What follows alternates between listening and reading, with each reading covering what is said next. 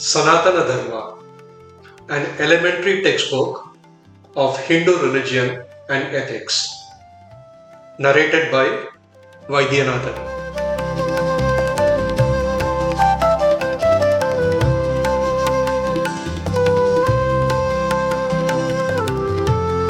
Part 3, Chapter 9, Virtues and Vices in Relation to Equals.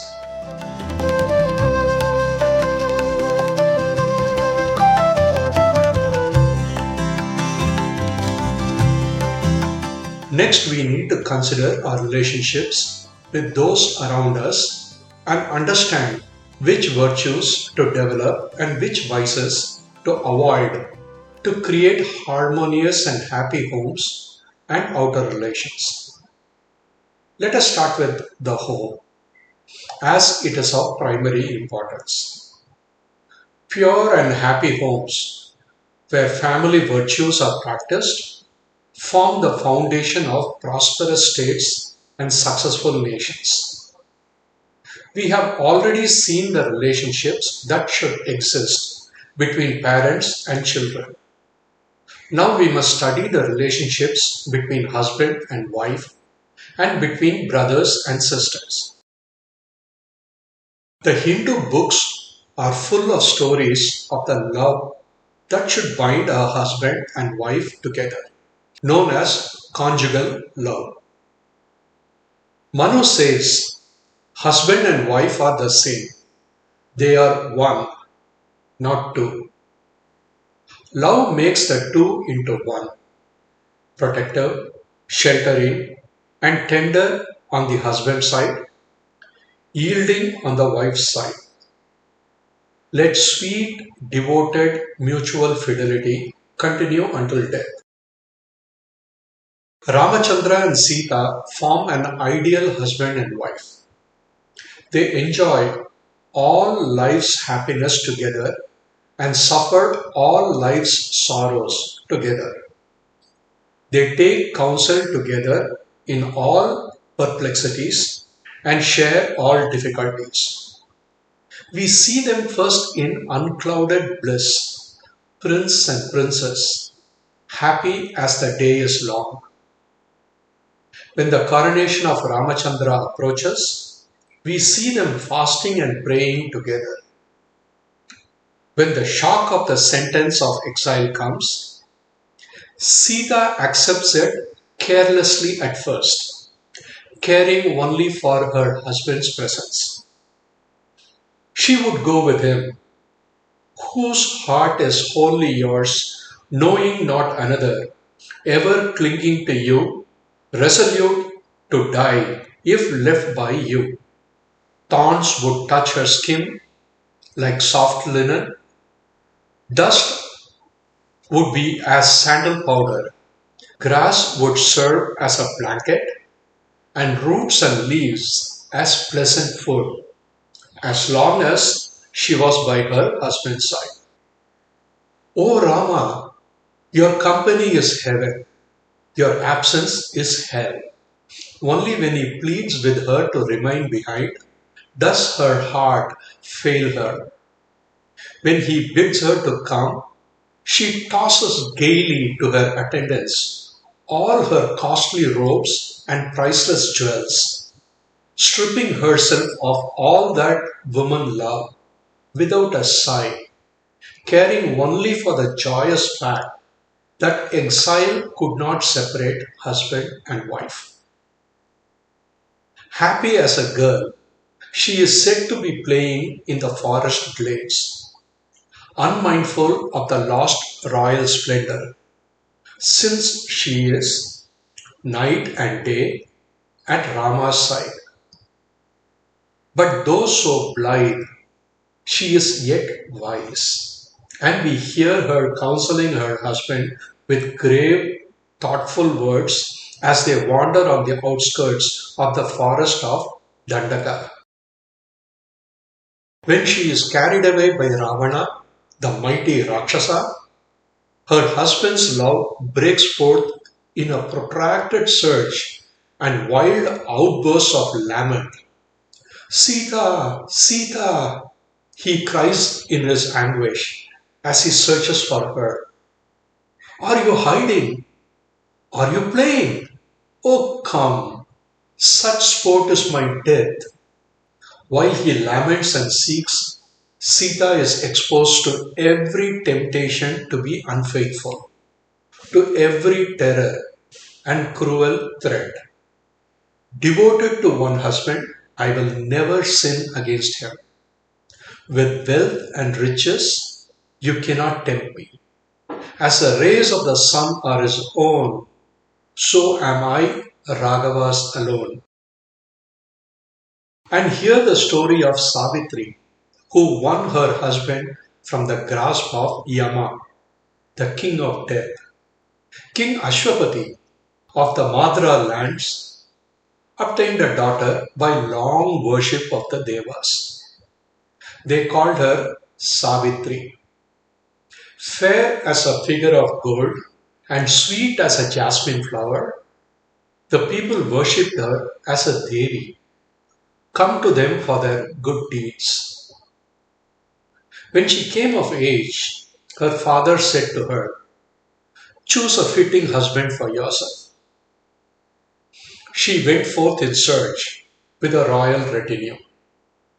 When she returned after many months, the Rishi Narada was staying with her father. In his presence, she announced her choice. King Dyumatsena of Shalva country, old and blind and driven from his country by his enemies, lives in a forest, leading a hermit's life. His son Satyavan I have chosen for my spouse. Narada said, Alas, O king, innocent Savitri has done wrong. The king asked, is he not a fitting mate for Savitri? Is he weak in mind or body, lacking in forgiveness or courage? Narada replied, in nothing is he lacking. Strong and radiant as the sun himself is Satyavan, generous like Rantideva, just like Shivi, magnificent like Yayati, and beautiful like the moon. But all his wealth of virtues must pass away from the earth within a year. His span of life is very short. With a sinking heart, Savitri heard the sage's words, yet said, but once can a person say, I give away, and I have done it once. I give myself away to Satyavan. I cannot choose again. Narada said, because your daughter wavers not, O king, I give my blessing to the marriage, and went away. Swift messengers went to Dyumatsena, and he sent back word to Ashwapati. I once desired an alliance with you, but saw not how to ask for it in my fallen state. Now that the blessed Savitri is coming to me of her own accord, I know for sure that Lakshmi herself is coming back to our ancient house. So the marriage came to pass. Joyously, Savitri passed from her palaces to the hermit's cottage. Eagerly, she attended to the least wants of her aged father-in-law and mother-in-law, rejoicing to perform the humblest duties of the household. By her tender ways and loving words, she enslaved the heart of her husband.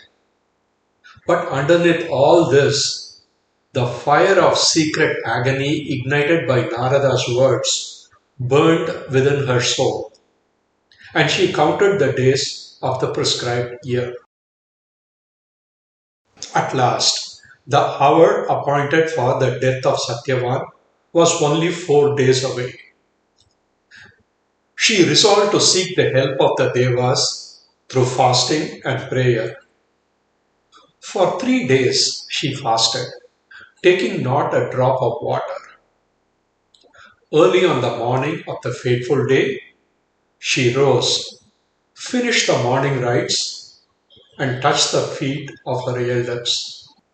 All the ascetics dwelling in that forest blessed her, saying she should never know the pangs of widowhood.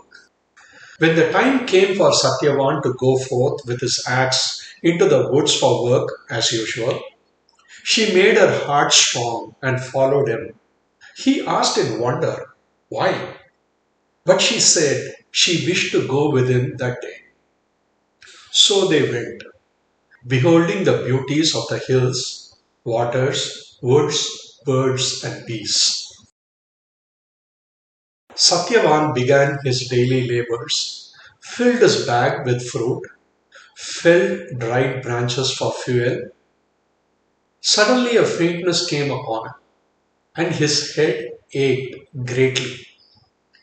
He told this to Savitri and lay down. Savitri placed his head on her lap and sat with a breaking heart, awaiting she knew not what. All at once she beheld a majestic and awe-striking form, dark yet shining, clad in red attire, standing beside her and gazing with fixed yet flashing eyes at Satyavan. Gently she placed her husband's head on the ground, stood up, and made obeisance. The form said, the days of Satyavan are ended. I am Yama, Lord of Death. Because he is so virtuous, I have come to take him away myself, rather than send my emissaries as usual. He drew the Sukshma Sharira of Satyavan from his fleshy body and departed with it towards the south. Savitri followed. Yama said, Desist, O Savitri, go back and perform the funeral rites of your Lord. You have discharged your duty and come as far behind your husband as mortals may go. Savitri replied, Where my husband goes, there I go. This is the eternal law for husband and wife. If I have loved my Lord with undivided love, if I have served my elders reverently, if there be any power in penances, then let my path be unchecked. Out of your favor, Yama. Innocently, like a little child, she repeated the lessons of Dharma that her loving elders and her own gentle soul had taught her. By faithful service, treading household ways, I have won wisdom and religious merit. Close not these ways, O death, depriving me of my gathered fruits. Yama said, Wise and reasonable you are, O Savitri, and your words are sweet. Save your husband's life, I give you any boon or wish. Savitri replied, His father lives in darkness, gracious king. By your favor, let his eyes once more behold the day. Yama said, Fairest of earth's daughters, I grant the wish you seek. Now return, O weary earthborn feet that may not tread the gloomy path of death. Savitri replied, Where he, my husband, goes, I still must follow.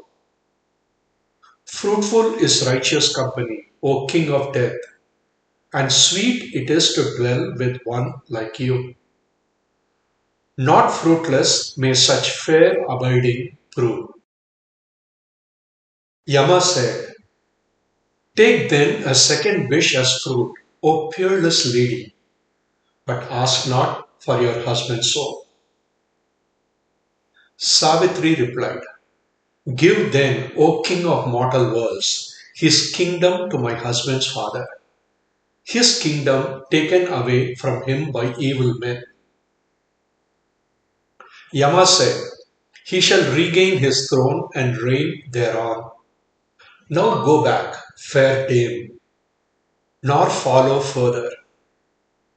But with sweet words and honeyed praises, Savitri still followed the Lord of Death and won from him two other boons: 100 sons for her father and 100 for herself. When the fourth boon was granted, Savitri spoke in praise of righteous living and high discharge of duty.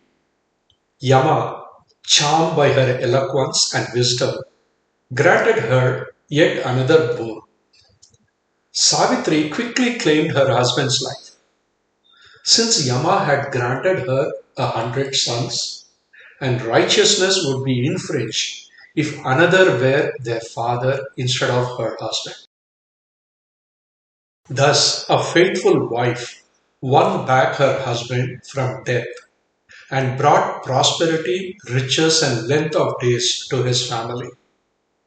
Even Yama, king of death, is weaker than a pure wife's faithful love.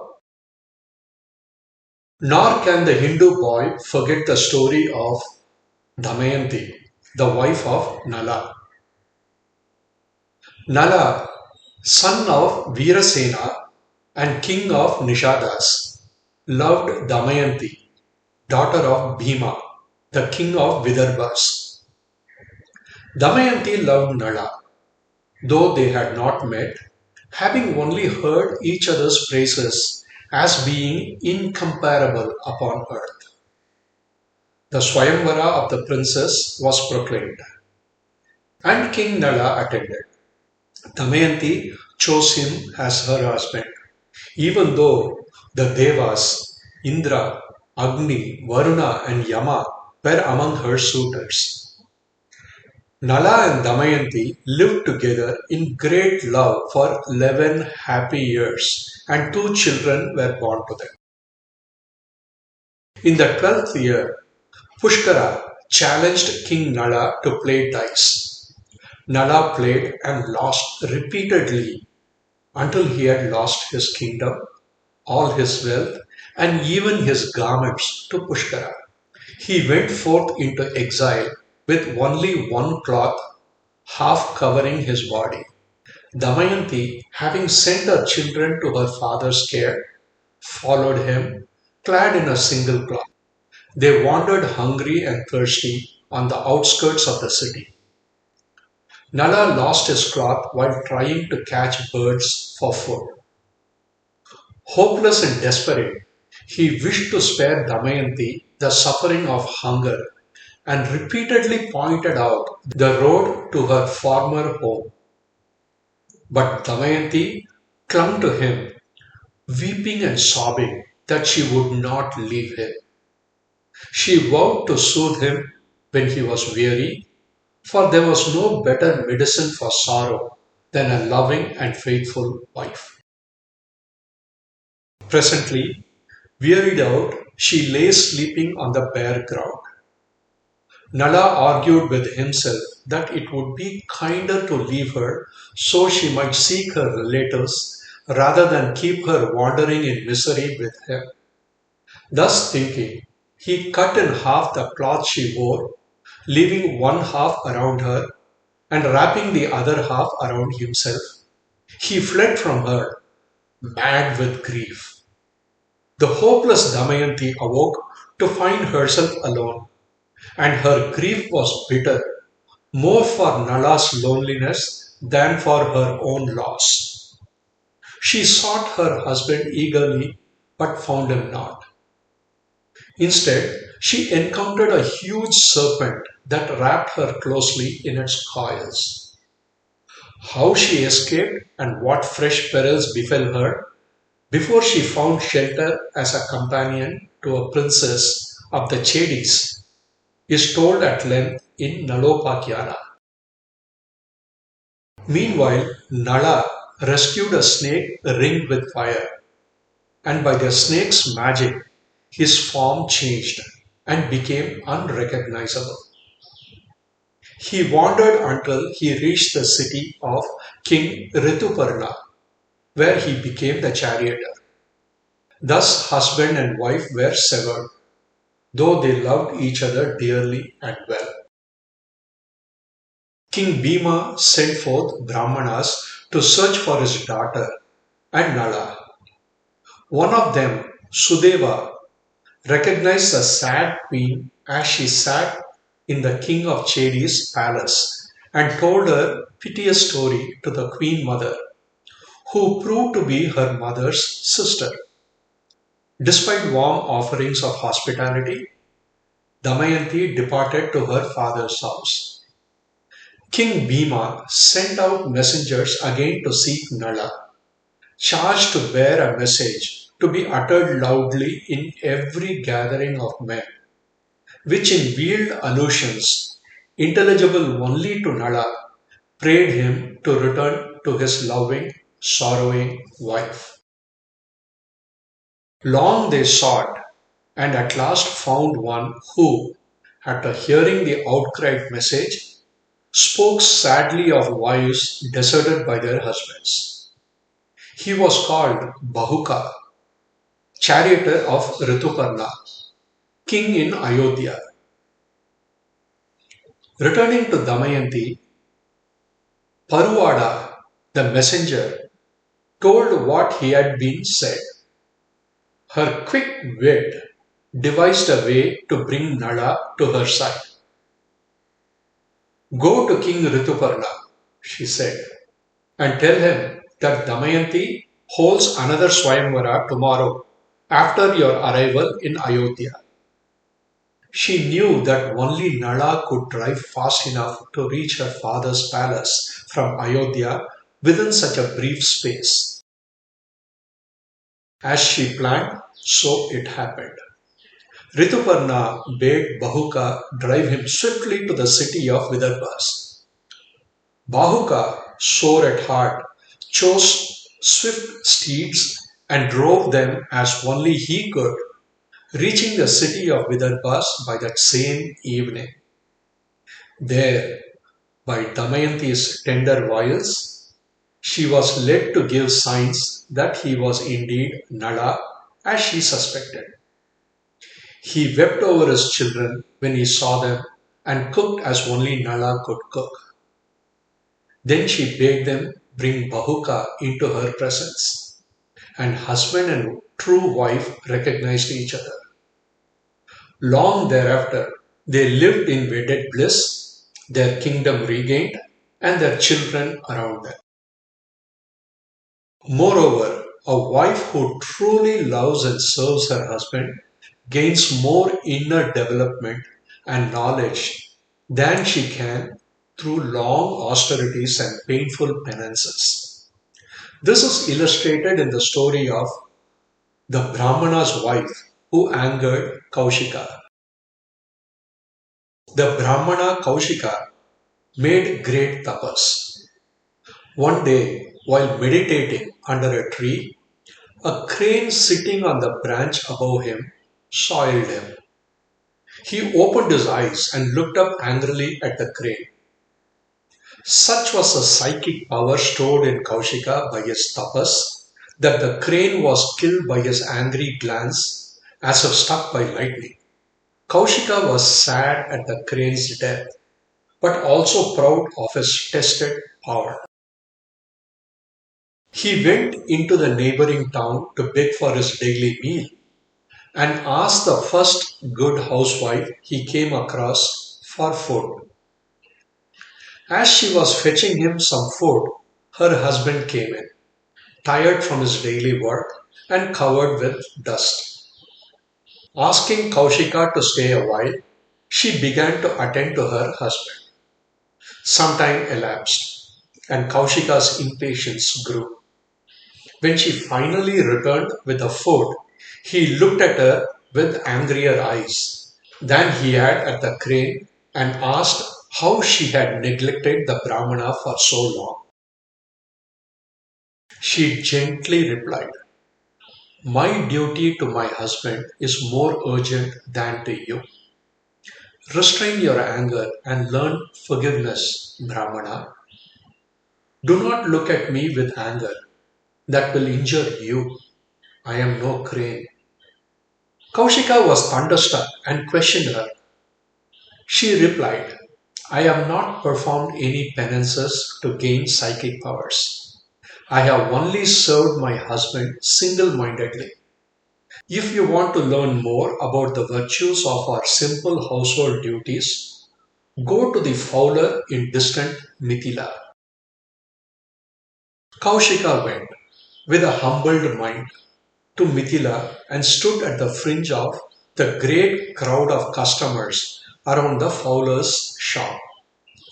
The fowler saw Kaushika, went up to him, and bowing low to the Brahmana, said, I know why the faithful housewife sent you to me, and I shall resolve your doubts and show you why I can do so. The fowler then took Kaushika to his home and showed him his aged parents, as we have already seen earlier. The Ramayana beautifully illustrates how brothers should show brotherly love, particularly through the bond between Lakshmana and Rama. Their bond was so dear and close that they wouldn't sleep apart or engage in activities separately. We see Lakshmana follow Ramachandra into the forest and stand watch while Rama slept. He shares in the search for Sita, ever wise in counsel and loving in sympathy. When Lakshmana lies senseless, arrow pierced before Lanka, we hear Rama's piteous cry, what do I have to do with life and war now that Lakshmana lies wounded on the battlefield? Why do you leave me and wander in other worlds? Without you, life, victory, and even Sita herself are worthless. The entire story of Mahabharata demonstrates how brotherly love and unity lead to prosperity and fame. The Pandavas never have warring interests or lead separate lives. Yudhishthira represents the family, and all the efforts of the younger brothers are directed towards his enrichment and prosperity. They fight for him, and all the wealth they gain is for him. Arjuna seeks and wins divine weapons through sharp tapas, fierce struggles, and long, weary wanderings for Yudhishthira. Equally, Yudhishthira cherishes them, regarding their joys and sorrows as his own. Yudhishthira has risen into Swarga and looks around to find his brothers and his wife. I desire to go where my brothers have gone, he cries repeatedly. But among the radiant devas and triumphant rajas, he cannot see the faces he dearly loves.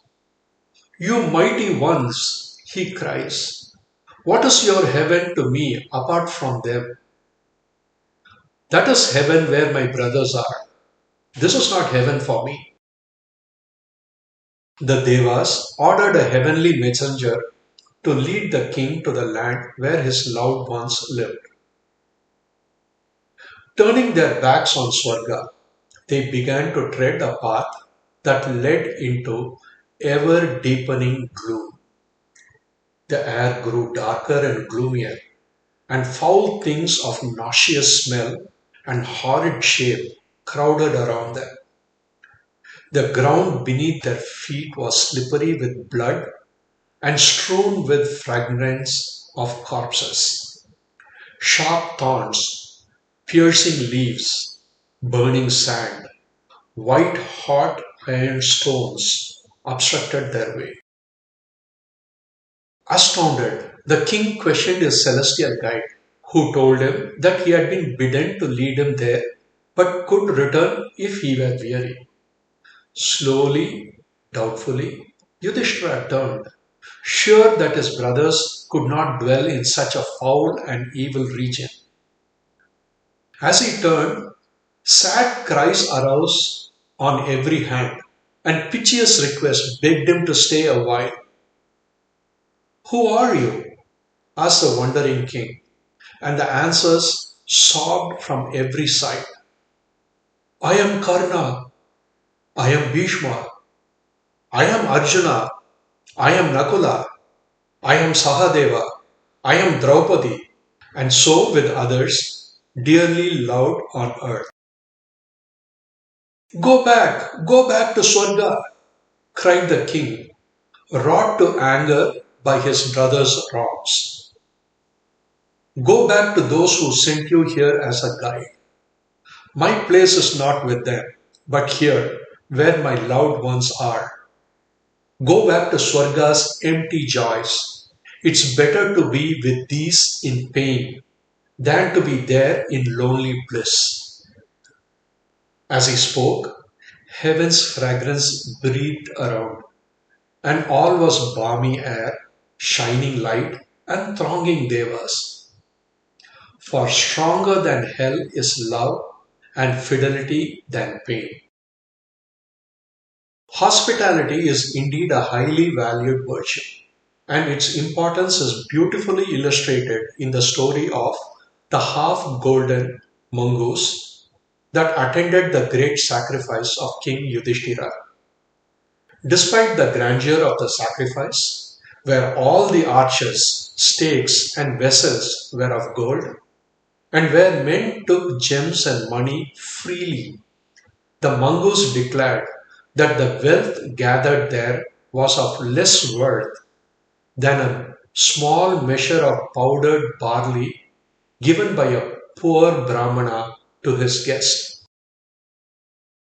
The story goes that a Brahmana who upheld the highest vow lived each day on the grains of corn he gathered. He made one frugal meal a day for himself, his wife, their son, and daughter in law. A terrible famine devastated the land, leaving only a few grains on the husking ground after threshing. The family grew thinner and thinner until they were like living skeletons. One day, the Brahmana gathered a little barley and his wife divided it into 4 portions so that each might have a scanty meal. Joyfully they sat down to eat. Before they could touch the small heaps of grain, a guest appeared in the doorway. The Brahmana quickly rose, brought the guest inside, gave him water and seed, and then offered him his own share of the meager food. The guest ate but was still hungry. The wife brought her share and placed it in her husband's hand to give to the guest. Despite his wife's weakness, she insisted on giving her portion to uphold the dharma of hospitality. The guest still wanted more, so the son brought his small share. The Brahmana, feeling the pain of his son's hunger, placed the third portion before the guest. The guest was still hungry, so the young wife offered her share. The Brahmana, with a heavy heart, took it and gave it to the guest. As the guest rose, a bright light shone out, revealing that he was a Deva, the Lord of righteousness, Dharma. In a few grains left uneaten, the mongoose rolled, and half its body turned to gold by the magic of that sacrifice. This story highlights the priceless and transformative power of the gracious virtue of hospitality. A wicked fowler, black in skin like his own deeds, of daily murder of innocent birds and bees, and red in the eyes like his burning malice against his victims, was once overtaken by a terrible thunderstorm in the middle of a forest. The open glades were converted into lakes and the pathways into running streams in a moment. The higher lands to which he tried to find a way were invaded by bears and lions and other fierce denizens of the jungle. Shivering with cold, shaking with fear, he yet refrained not from his cruel habits. Seeing a poor she pigeon lying on the ground, beaten down by the torrents of rain and frozen with the cold, he picked her up and mercilessly thrust her into the cage he carried. Wandering on, he shortly came to a large tree that stood in the midst of the forest and extended a benevolent shade and shelter to myriads of feathered tribe.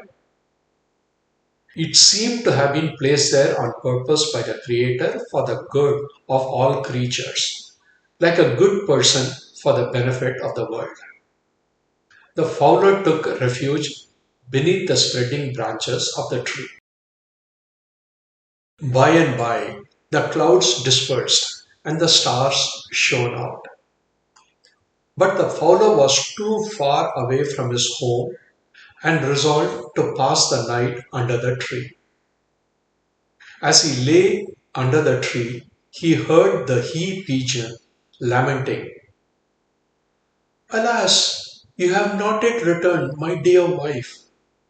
What could have happened to you if that dear wife of mine, with her bright rose eyes, sweet coo, and softest plumes, doesn't come back to my nest? My life shall no longer be worth living. The house is not the home, in truth. The wife is the home. She eats when I eat. She bathes when I bathe. She rejoices when I rejoice and sorrows when I sorrow. Yet if I am angry, she always speaks with sweetness only. Life is empty without such a spouse. Without such, a palace is an empty wilderness. Such a one is a trusted companion and beloved associate in all one's act of virtue, profit, and pleasure. The wife is the richest possession of her husband. She is his one unfailing associate in all the concerns of life. She is the best of medicines for all the diseases of the mind. There is no friend like the wife, no refuge better than her. Hearing the lament of her husband, the she pigeon, caged by the cruel fowler, said to herself, "Unlimited is my happiness, even in the midst of agony, that my husband thinks of me like this. She is no wife with whom her lord is not content. But we must also think of this poor fowler, overtaken by the cruel storm and kept away from home. He is now our guest, having taken shelter underneath our home." And she cried aloud to her husband, explaining the plight of the fowler. The pigeon, too, with instant sympathy, forgetting his own sorrows, addressed the fowler. "Welcome to my house as honored guest, and tell me what to do." The fowler said, "I am stiff with cold. Warm me if you can." The bird gathered together a heap of dead and fallen leaves, picked up one in his beak, flew, and very soon returned with a tiny ember on it from some neighboring village. In a moment, the fowler found himself warmed by a grateful fire. The bird asked him again for service to be done. The fowler asked for food this time. The bird thought, "I have no stores herewith to feed him, and yet a hungry guest may not be left unfed." As he reflected deeply, a new light arose within his mind, and he cried to his guest, "I shall gratify you. I have heard in former days from high-souled rishis and the devas and pitris also that there is great merit in honoring a guest. O friend, you do be kind to me and accept my humble service. With this, he flew around the fire 3 times and then entered the flames, offering his body to his guest for food. At that awful act of uttermost guest honoring, an unknown horror of his own past life of sin seized on the mind of the fowler, tearing up his evil nature by its deepest roots and leaving him all shattered. You are my highest teacher, high-souled bird. You showed me my duty. From this day, I will atone for my sins by denying any comfort to this body that has been indulged in sin, evaporating it with all its crimes by daily fast and tapas. As the strong rays of the summer sun dry up a small and dirty pool. Taught by this example, I shall practice righteousness alone henceforth.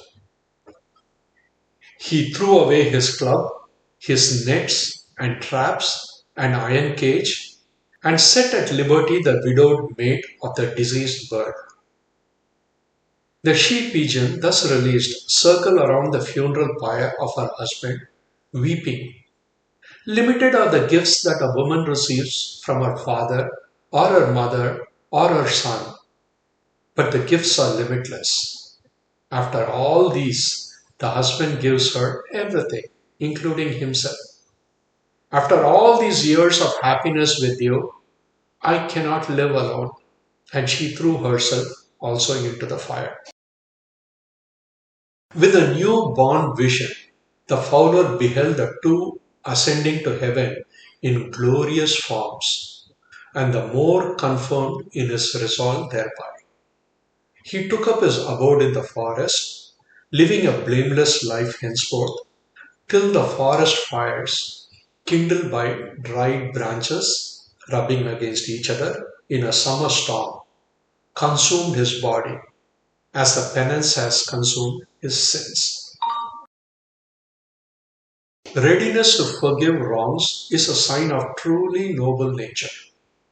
It is said of Ramachandra that 100 injuries left no trace upon his memory, while one benefit was engraved there. And listen to how Vidura forgot insult and forgave. King Dhritarashtra craved Vidura's help regarding the evil conduct of Duryodhana. Vidura counseled his brother wisely but firmly, urging him to enforce Duryodhana's duty of peace with his Pandava cousins and make his supporters seek forgiveness from the wronged and exiled princes. At this, Dhritarashtra became very angry and hotly blamed his righteous brother, accusing him of partiality and disloyalty, adding gross insult to the charge and leaving his brother's side in wrath. Vidura sadly sought the Pandavas and told them how he was sent away with angry words. He counseled them with wisdom, urging urbanity and gentle ways. After Vidura had gone, King Dhritarashtra repented for his harshness and injustice and sent for him to beg him to return, exclaiming, "Go, O Sanjaya, and see if my brother lives, he whom I have driven away in angry madness. Never has he wronged me, nor committed any fault, while I have grievously wronged him. Seek him and bring him here, Sanjaya the wise." Sanjaya went, wondering whether Vidura, the calm and strong, would pardon his weaker brother's changing moods and become again the pillar of his throne. Going to the forest, he found Vidura highly honored by the princess and all and approached him, praying him to return. Without hesitating even for a moment, Vidura rose, took leave of his royal nephews, hastened to his elder brother's presence, who prayed for forgiveness for the wrong committed. Gently Vidura spoke, O king, I have forgiven. You are worthy of the highest reverence, my elder and my superior. Eagerly have I come, longing to see your face. If I seem to favor the sons of Pandu, it was because a person's heart yearns over those who are distressed, more from emotion than from reason. Dear are your sons to me, as they, O king, but sorrows of the latter moved my heart. Thus gently and magnanimously spoke the younger brother, forgetting as unimportant the insults he had received. Urbanity is a virtue very characteristic of old Hindu life. We see the most exquisite politeness in language and action as we read about how great ones of the epic poems, good and the bad alike, behaved towards guests, friends, and foes. Ramachandra is gentle in speech and prefaces his speech with a kindly smile. Lakshmi, the Devi of prosperity, speaking of the Danavas, endowed with sweet speech, friendliness, and forgiveness, declares that she dwelt with them because of their virtues. When they gave way to wrath, harshness, and unfair dealings, she left them, attended by Devis who abide with her. Hope, faith, intelligence, contentment, victory, advancement, and forgiveness. Narada is said to be sweet speeched, large hearted, straightforward, free from wrath and greed, and therefore everywhere regarded with respect and love.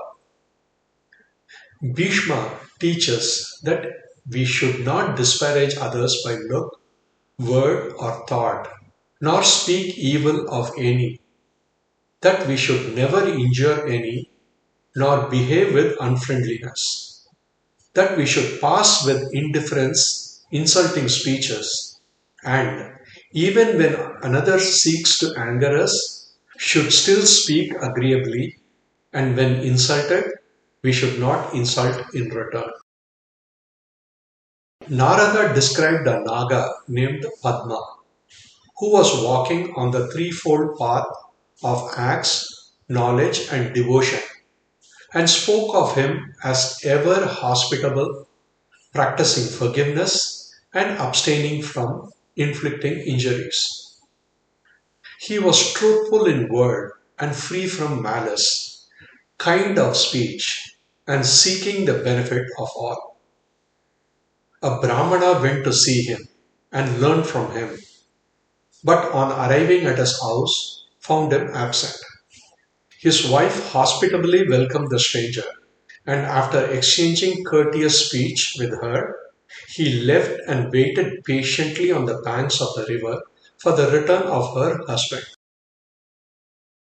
While waiting there, he did not eat, and the relatives of the absent Naga approached him in great trouble of mind, urged that they were bound to show him hospitality.